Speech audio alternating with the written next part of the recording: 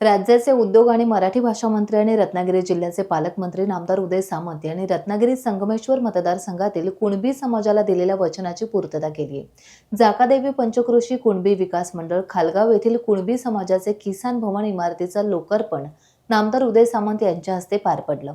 कुणबी समाजावर अन्याय होईल तेव्हा उदय सामंत पुढे असेल। याच कुणबी समाजाने 25 वर्षे माझ्या कुटुंबावर प्रेम केले, यापुढे असेच प्रेम राहू दे।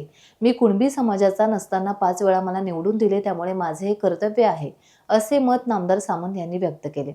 व्यासपीठावर कुणबी समाजातील नेते मंडळी आणि हातणकर कुटुंबीय उपस्थित होते।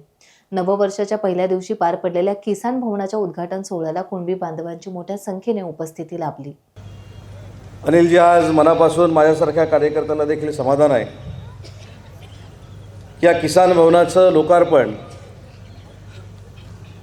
हे हातणकर कुटुंबाच्या उपस्थितीमध्ये होतं आहे, हातणकर काकींच्या समोर होतं आहे।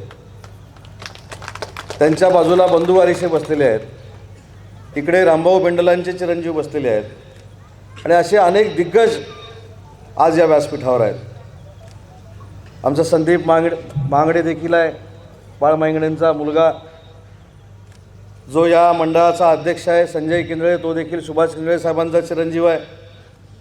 गुणाजी मालप स्वतः व्यासपीठावर उपस्थित आहेत आणि समाधान एवढ्याच गोष्टीचं आहे की कुणबी समाजाला दिलेला शब्द 6 वर्षामध्ये आम्ही पूर्ण करू शकलो, याचं मानसिक समाधान माझ्यासारख्या कार्यकर्त्याला आहे।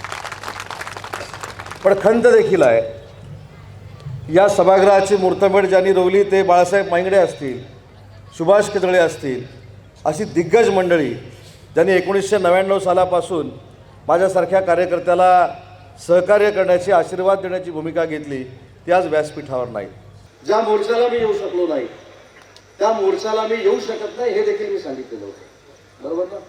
मी स्पष्ट असं सांगितलं होतं की मी राज्याचा उद्योग मंत्री असल्यामुळं जपानमध्ये माझा कार्यक्रम आहे आणि परदेशामध्ये मी दिलेली अपॉइंटमेंट रद्द करू शकत नाही।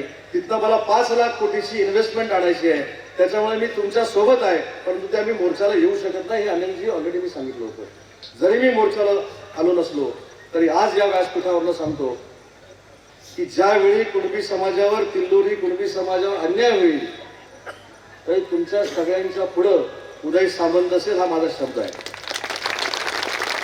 आणि त्यावेळी आजमावून बघा ना, मला कोण किती पुढे जातात, कोण किती अंतरावर जातात, कोण असे मागे पळायला तयार असतात, सगळं बघा, तुम्हाला सगळं कळेल। त्याच्यामुळे माझी फक्त विनंती एवढीच आहे की समाजाला वेठीला धरून, समाजाच्या भावनेला हात घालून एखाद्या व्यक्तीबद्दल नाहक बदनामी करण्याचं षडयंत्र जर कोण रचत असेल तर ते देखील दूर करण्याचं काम आपण सगळ्यांनी मिळून केलं पाहिजे।